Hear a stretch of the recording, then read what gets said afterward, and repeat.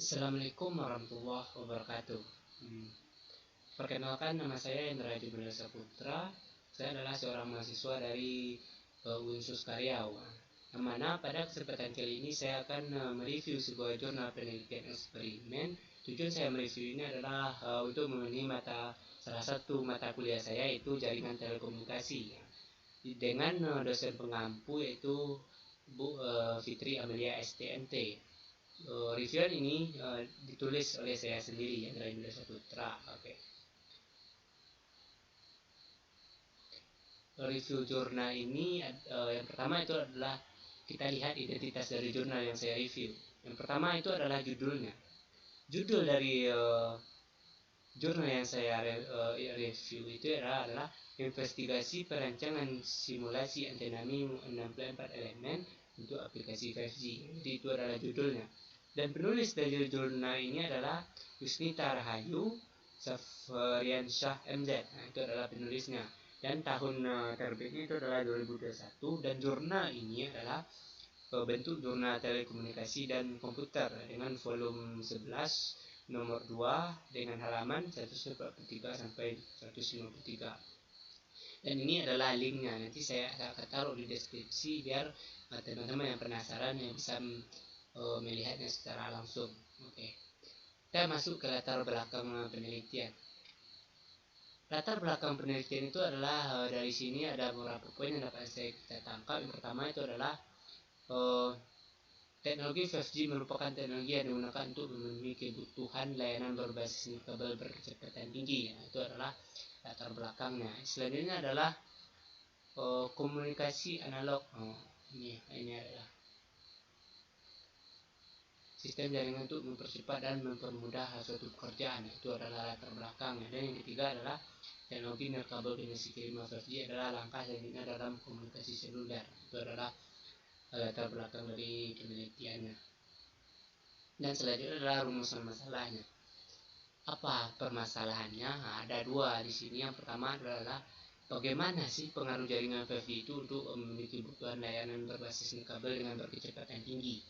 Dan yang kedua adalah bagaimana pengaruh antena MIMO dan beberapa elemen untuk aplikasi 5G. Nah, itu ada dua rumusan masalahnya di sini. Dan tujuannya itu tujuan di sini itu tidak akan beda jauh dari rumusan masalah.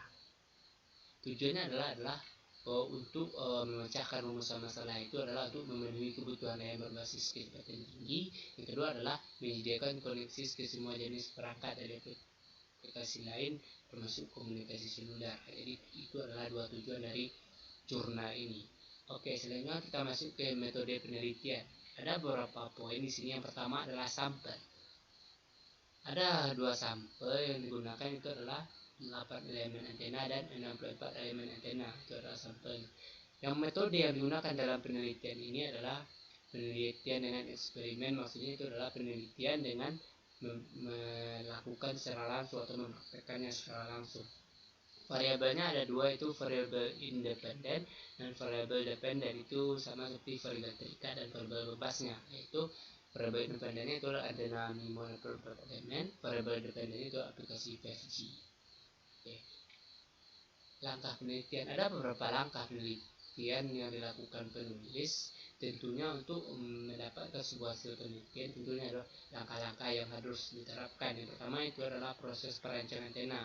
Yang dirancang itu adalah antena dengan 2 elemen, 8 elemen dan 64 elemen. Jadi dia merancang 3 buah jenis antena.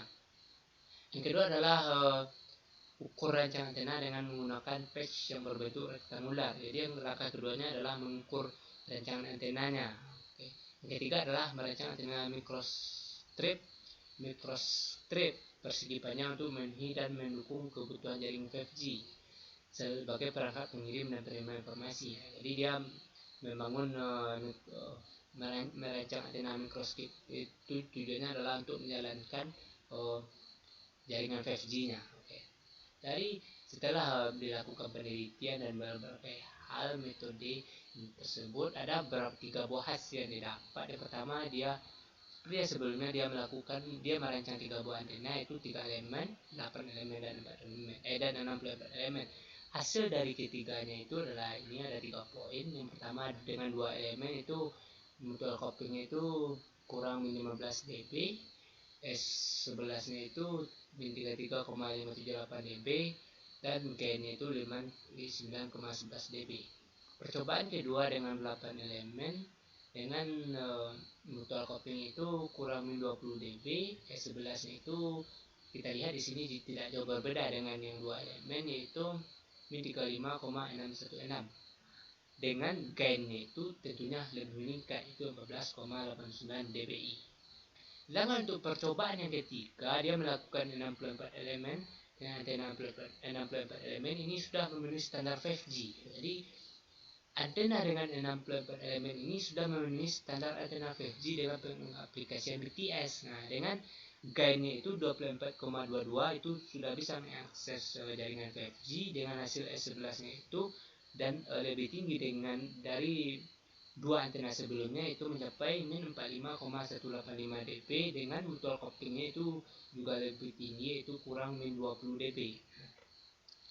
Jadi dari ketiga percobaan itu dapat kesimpulannya itu yang memenuhi syarat atau prasyarat untuk standar antena untuk jaringan 5G itu adalah desain percobaan yang ketiga dengan 64 elemen. Itu adalah percobaan yang dilakukan. Nah, jadi 64 elemen itulah yang bisa mengakses jaringan 5G dibandingkan dengan yang 8 dan yang 2 elemen. Nah, itu adalah kesimpulannya. Itu adalah hasil review saya dari jurnal ini yang telah saya baca dan tentunya sudah saya pahami, dan ini adalah pandangan pembaca, itu pandangan saya sendiri setelah membaca dan memahami dari mulai dari awal jurnal sampai akhirnya. Itu ada 3 poin yang dapat saya lihat dari jurnal ini. Yang pertama itu adalah yang saya lihat dari jurnal ini tidak ada syarat, baik itu untuk penelitian selanjutnya ataupun untuk institusi yang tempat yang dia dilakukan dalam eksperimen penelitian ini, tidak ada dicantumkan syarat di sana. Dan yang kedua adalah yang saya lihat dari jurnal ini adalah sudah terdapatnya gambar dari penelitian tersebut. Jadi dia mencantumkan gambar di situ bagaimana prosesnya itu.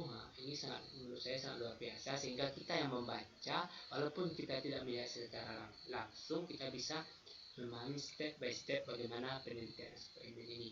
Dan yang ketiga adalah terdapatnya hasil penjelasan dari hasil penelitian. Jadi setiap kan ada 3 buah penelitian, setelah dia selesai dicantumkan hasil dari masing-masing penelitian, sehingga kita dapat membandingkan dari 3 hasil tersebut mana yang sangat dari 3 hasil itu mana yang sudah mendekati standarnya itu. Jadi kita bisa melihat, menurut saya jurnal ini sangat bagus dan bisa dijadikan untuk referensi. Oke, cuma sekian review jurnal saya kali ini.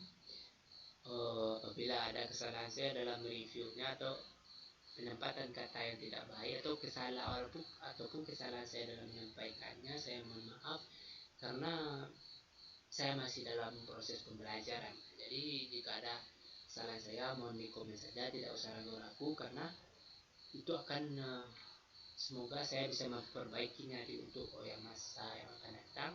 Mungkin cuma sekian dari saya. Wabillahi taufiq wal hidayah. Wassalamualaikum warahmatullahi wabarakatuh.